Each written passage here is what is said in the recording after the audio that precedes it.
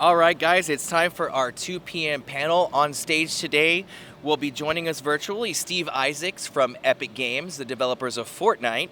Also joining us virtually will be Snow White from Dell Technologies.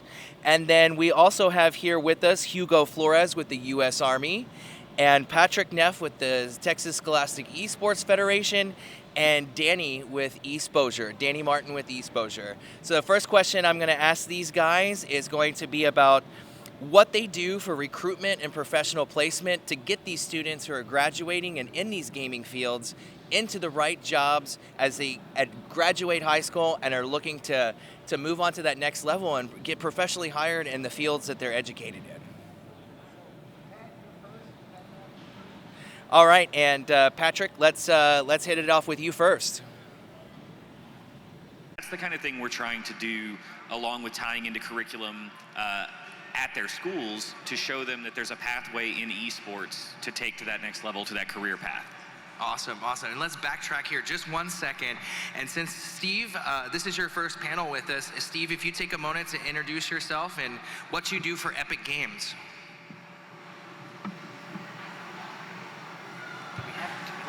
Did we? Steve, are you with us?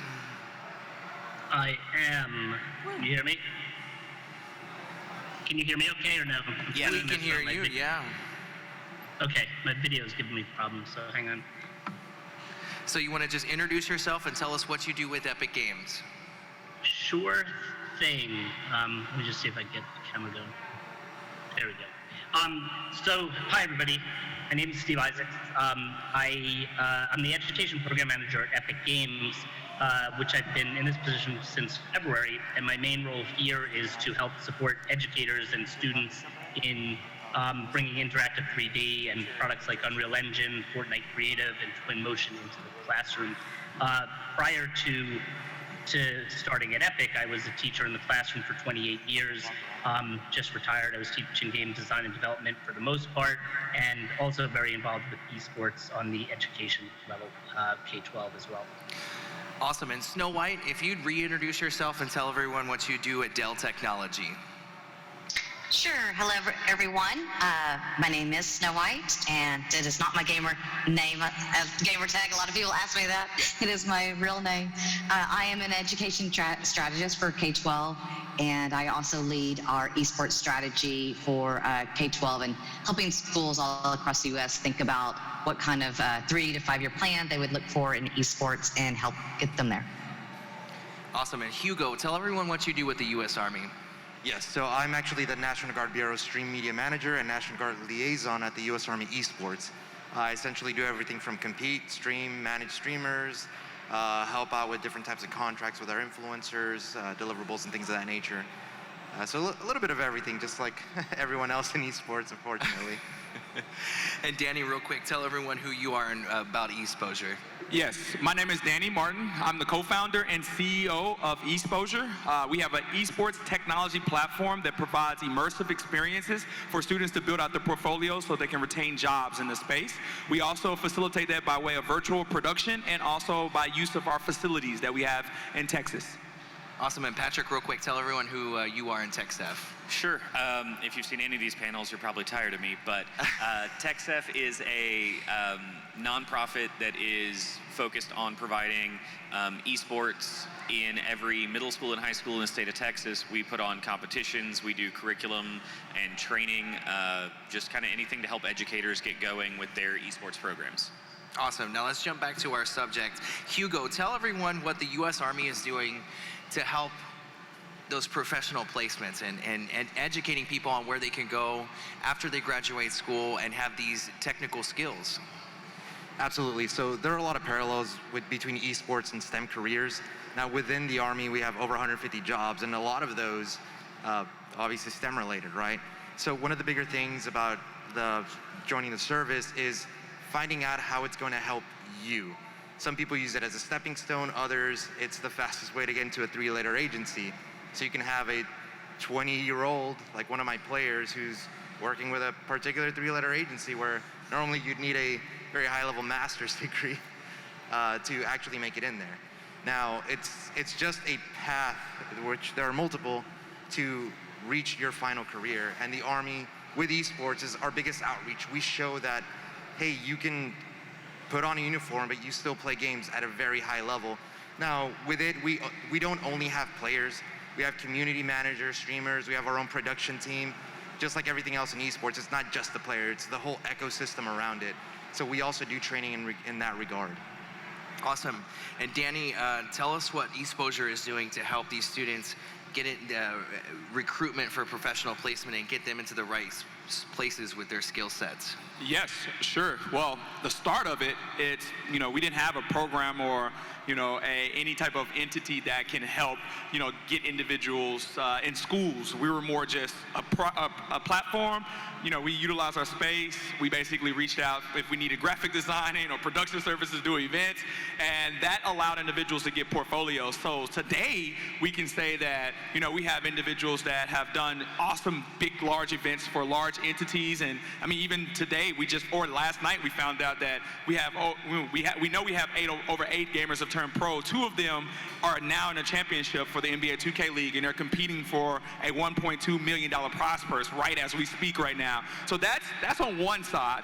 But then we recognize that how do we activate more students? And so we built a technology ed tech platform that is geared towards providing a 4-week program and a 9-week program for students that actively allows the students to learn management, marketing, technology, competition, and production in esports. And then it allows them to have assessments. But on that second week, students are actively able to assume the roles of a general manager, a head coach, a marketing specialist, a production technician, and a software developer. And they're able to fantasy draft those actual players that are in our real aspiring professional leagues and tournaments. And then it allows them to build their own esports organization. So therefore they can actively say, here's what I've done, and this is a portfolio builder. So therefore they can take it to their admins, their teachers, or guess what, their prospective employers. Because as an esports organization, I love to see someone, one, they have to be passionate, but I also like to see them actively have skills that they've done in the space, because it makes it easier for me to say, wow, I think you will be a good fit within our organizations. And if I feel that way, I'm sure all of the esports organizations and even organizations outside of the esports space feel the exact same way. So portfolio building opportunities are very critical. So for us, we look at certificates in esports as great, but we also look at immersive experiences in esports as even better, because that's great placement for jobs when it comes down to it. So for us, we utilize our programs, we utilize our space, we also utilize our virtual and production services where we interact with clients like ESPN, NFL, NBA, to be able to help them find great talent, so therefore they can actually extend their goals and reach as they build their organizations and companies. That's fantastic. And Steve, if you could tell us a little bit about what Epic Games is doing as far as your focus on recruitment for professional placement, and what you guys are doing to perhaps pull in new game designers as part of Epic. Can you elaborate on what you guys do over there for recruitment? Yeah, well, I'll talk more about, I think, from the education standpoint about what we're doing to help, create creators. So it's not just about us recruiting for Epic per se, but trying to get kids the skills they would need to work in, positions in interactive 3D.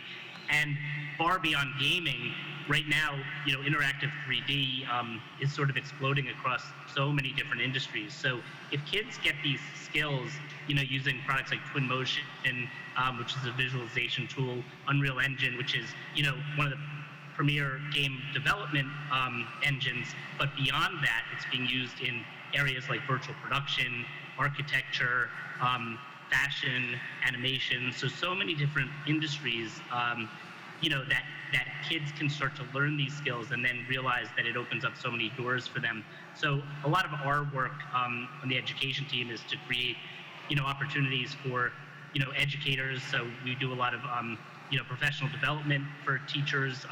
We've been working with a lot of school districts and really trying to just create those opportunities, so that kids can learn the skills in school that they could bring with them, and basically be marketable right out of school if they so choose.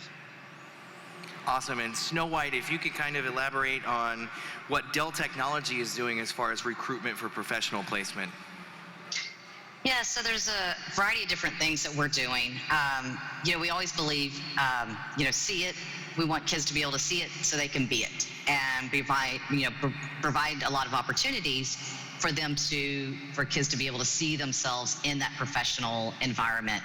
So some of the things we do is, one, we have a Girls Who Game program where we're working with females and encouraging STEM careers and bringing in women from the STEM industry and being mentors and talking to them and how did they get, what did their journey look like.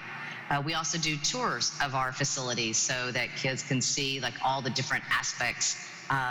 Just thinking about technology, it doesn't have to be someone who's putting a computer together or an engineer, but there's all different areas within the technology industry that a kid could work in. And then we do tours of our Alienware facility too. So if they wanted to go into the gaming side, they could see all the different occupations there. And then the other thing that we do is we work with a lot of high schools with their P-Tech programs or college prep programs and have internships so that they can actually earn money being an intern at Dell while they're in high school. So they're getting exposure to what the industry looks like before they actually graduate. So that's one aspect. And then the other one is working with them on making sure industry is involved with their curriculum. So there's a school that we're working with, their Cybersecurity Academy, and working with them on what do we look for in the skill set for cybersecurity. And once they go through this program, then we guarantee an interview with them. They get to interview at Dell for potentially a cybersecurity job. So those are some of the variety of ways that we're trying to recruit and start young and let kids have exposure to it before they actually join the industry. That's awesome. I love what you guys are doing over at Dell. So we've kind of touched a little bit on the career paths. There are a lot of career paths, whether it's logo animations, design, production aspects of this.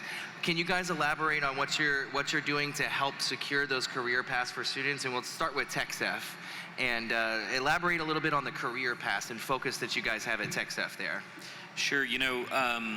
Most schools in the state of Texas, especially at the high school level, have a CTE program that's all about getting kids certifications that they can walk out of high school and show that they have a skill set. Whether that's the Adobe certifications for design and animation stuff, or we've got kids that do welding certifications and those kinds of things. So we try and tie into the technology side of that where it already exists, where school districts are already doing it, and show them how they can incorporate esports into those pathways that exist. A really good example of this is a lot of high schools have a social media marketing class now. These are relatively recent, but they've started popping up, and in a lot of cases, there's a question of how do we teach social media marketing, especially when it's old people like me that aren't very good at social media or marketing. So we like to tie that into an esports program and have them manage the entire social media portfolio for an esports program, from their Instagram, Twitter, TikTok, to the Twitch streams or the YouTube videos, and they kind of oversee the whole product, and they're building that, we've said it several times up here, but they're building that portfolio, they're showing their work, they're able to go out to a business and say, not only do I have the skills, but I can show you where I've applied them successfully. And so they walk out of high school with a couple of certifications and a digital portfolio. A lot of these companies, they don't care if you've got a college degree yet or not. They don't care if you're in your 30s or 20s or even teens. They want capable people who can do the job. And so when you've got that proof of concept, you can walk in and in a lot of cases make more money than us teachers. So. And Hugo, can you elaborate on the career paths and different aspects that the U.S. Army focuses on to help these guys realize, hey, I've got this talent and that's where I can be? Absolutely. So one of the things, talking about certifications within the Army itself, if you think of it as a catalyst, you get a lot of those certifications covered as a government employee. So you can take advantage of all those, additional benefits. Now, to capitalize on that, within the Army, there are so many different pathways within the entirety of the Army itself. I came in as a fire sports specialist, and I'm working for a marketing team. So the experience and exposure that you get dealing in the industry, because we have contracts, partnerships with NRG, different talent agencies, and working with influencers, those are things that we have exposure to within our organization itself. Now, capitalizing that is getting the right people in the right places. So that's essentially what the Army's doing. One of our soldiers comes in, hey, I play this game, or I'm really good at this, I'm really good at that. okay, let's start sharpening it. And within our in-house, we help develop each other to compete at a certain level or perform at a certain level, whether it be a production, teaching, coaching, you name it. And Danny, we've talked about this a little bit before, but elaborate on some of those positions. I mean, we've got production, you've got animation. Talk about some of the different positions and those skill sets that's transferable to a professional position.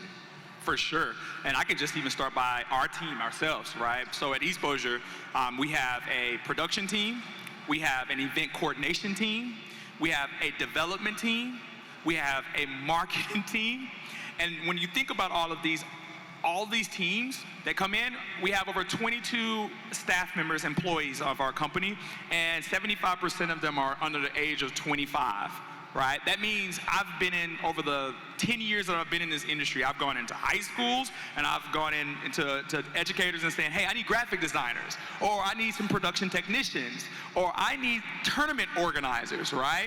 And at this time right now, we've been able to see that those are critical positions to help us run this company. So when you look at it, every individual that runs any type of event or that do any graphic designing or any animation in our company, it all combines to actually create an experience for the industry in itself. So we see several different elements of the actual industry right now when it comes down to having a chief marketing officer or even a chief technology officer of our company. It ultimately is critical to be able to have an event coordinator, which I think is a precedent of esports. You know, I remember in college, you know, running local tournaments with that of the students in the college and needing to go find people to help market that tournament, and they need to find individuals that can help with the actual equipment of that tournament, and then finding individuals to do the production of that tournament, and then finding the athletes to be inside of the tournament. So, you know, when you think of all of the career opportunities, there are a lot of them, and you need every single one of them to make successful events, successful programs, and ultimately there are schools and organizations that are out there that are looking for that talent, and I can tell you, I can promise you, when someone sees someone that's good at what they do, they're looking for them to be a part of their organization or their entity. And so ultimately, it's just about getting out there and building out your expertise in your portfolio and showing the world how great you are at what you do. Awesome. Well, let's jump over to Snow White. Snow, tell us exactly what specific career paths you guys are focused on over there at Dell Technology to get these kids into the next level. Well, all of them. I mean, as you can see, I mean, we're always looking for great talent, and it's more than just having a great resume, but like some of the folks on the panel have said, it's what can you show us, what skill set can you show us, and what can you do? And having that digital portfolio is critical in showing the skill set. And so, like I said, LinkedIn and things like that are still something that we use, but really being able to showcase those 21st century skills that we talk about, the communication, the collaboration, problem solving, critical thinking. We're looking for those skills. And so when we look to hire that, we want to make sure that we're encouraging that in high school. And so that's what we do a lot with preparing for those pathways. But I agree with what was said earlier too, aligning with CTE is critical. That's such a big thing for Texas, and funding for Texas schools. So for those that are not as familiar with how funding happens, for each level within CTE, level 1, level 2, level 3, level 4, a school district actually gets more money for the higher levels. And so having esports programs or whatever might be that job in demand. Right now we're seeing cybersecurity, data analytics, all of those are critical skills that we're looking for right now. Being aligned in CTE for Texas is very key for our students. And Steve, same question to you and Epic Games. What career paths you guys are focused on over there? Sure. So a couple of things. One, you know, as I mentioned before, we're looking at a lot of the different verticals that interactive 3D plays a part in. So, you know, there's one of the big programs we have right now is something called Unreal Futures, where we're creating these courses for students to learn about careers in different areas. So our first one, which is out already, is called Unreal Futures Careers in Advertising. And students, you know, get to hear from industry leaders about what it's like to be in that industry, and then learn to, you know, do, you know, basically recreate an advertisement in Unreal Engine as part of that. Our next installment is is going to be fashion, and that's another area that we're looking at. Definitely arts, media, and entertainment. Part of our Epic Mega Grants program, where we're offering basically $100 million was allotted for mega grants for people who are doing cool stuff with our products, and or at least an interactive 3D. And one of the areas that we're focusing on is education. So some of the neat projects we've been able to fund are working with Black Girls Code and developing a curriculum with them that they'll be able to use. The Women in Animation is another program that we've been supporting, and through them, they have a program called the Arts, Media, and Entertainment, or the AME Workforce Apprenticeship Program. So that's a similar, idea where we can, help kids learn these skills and actually get apprenticeships in a number of areas in these industries. So, it's really well versed right now. But of course, games, of course, media, and as I mentioned, some of those other areas like architecture, automotive is using interactive 3D extensively, and real-time rendering, film, entertainment. So there's just a wonderful array, and it just allows kids to tap into their passion once they understanding what's possible with in these areas. Awesome. And Patrick, what's a piece of advice you would give a student that's seeking that job in that professional field? What's a piece of advice you'd tell them? Is just figure out what you like to do to help narrow it down, but also figure out what you're good at. It's great to like to do something, but if you're not any good at it, you're not willing to put in the effort on it, then that's not going to take you very far.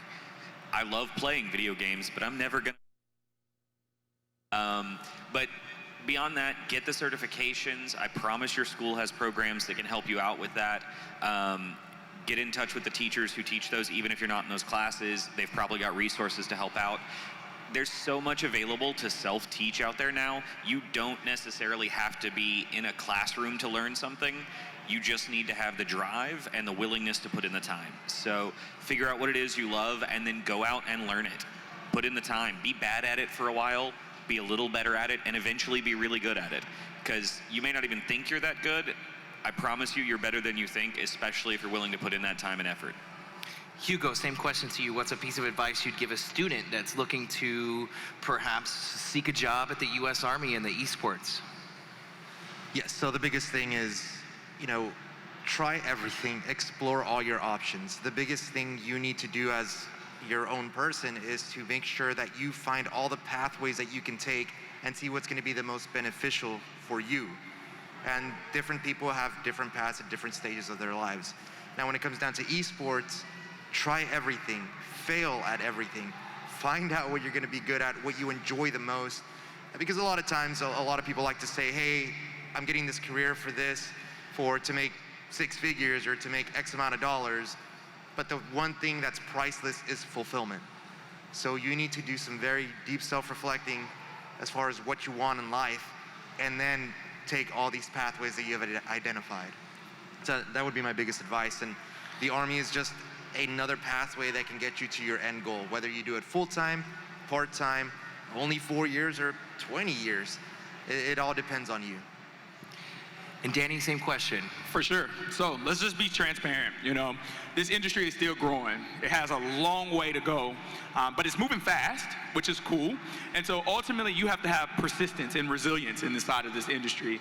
It's not always going to go your way, and I know this over 10 years, but ultimately, your passion is going to help you overcome the obstacles that are presented.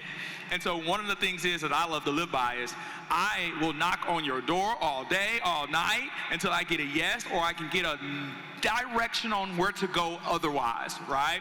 So at this instance, man, if you're a student and you're looking to get into this industry, what I would end up doing, what I used to do, or what I advise individuals out there is go to smash.gg, Battlefy, Tournament, or any other tournament organizing platform out there and look at the events in the local areas or nationally. Find out who's running that event. Ask them, what do you need? How can I help you? they're going to give you a list. They're going to say, hey, we need branding, we need graphics, we need animations, we need marketing, we need, chairs, we need computers. They're going to give you a list, and it's on you to find what's on that list that you can help with.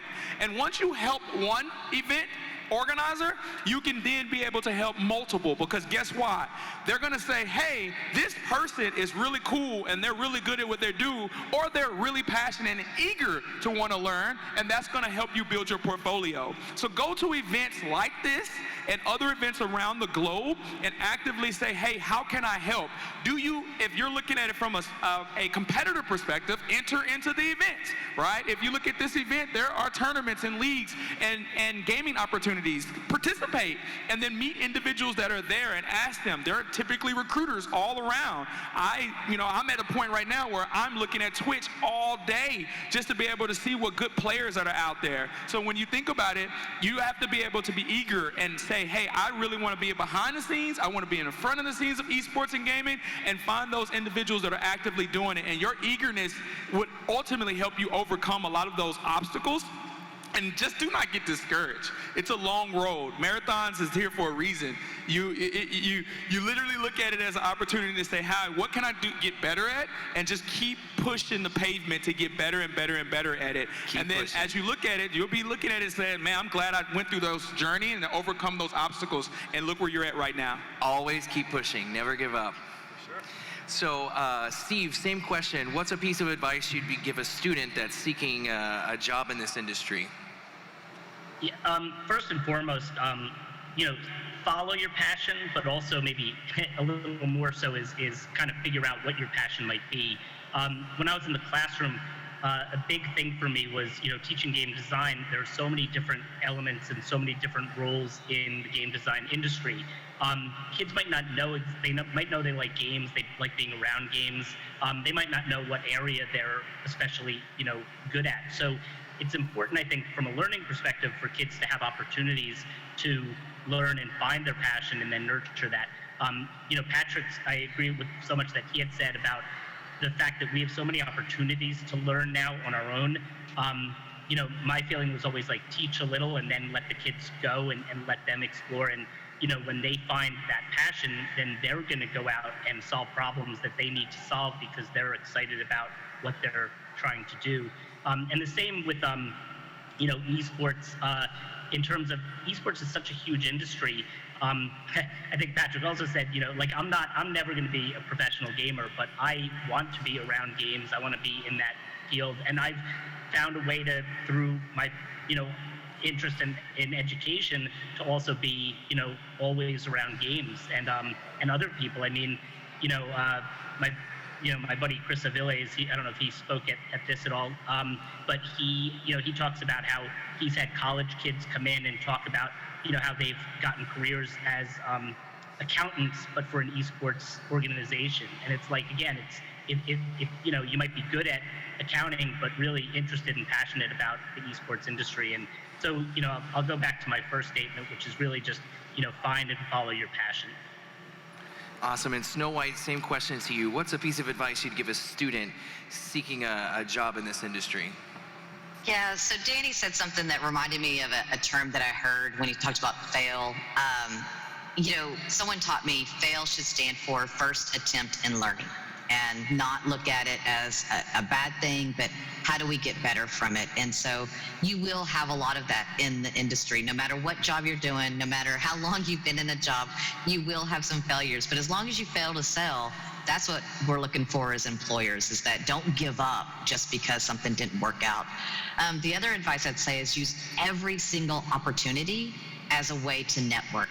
And it could just be at a conference, it could be just you find someone on Twitter, it could be LinkedIn, whatever it might be, is finding those contacts and just sending them a note and just asking. I get these all the time, like, how did you get to your position?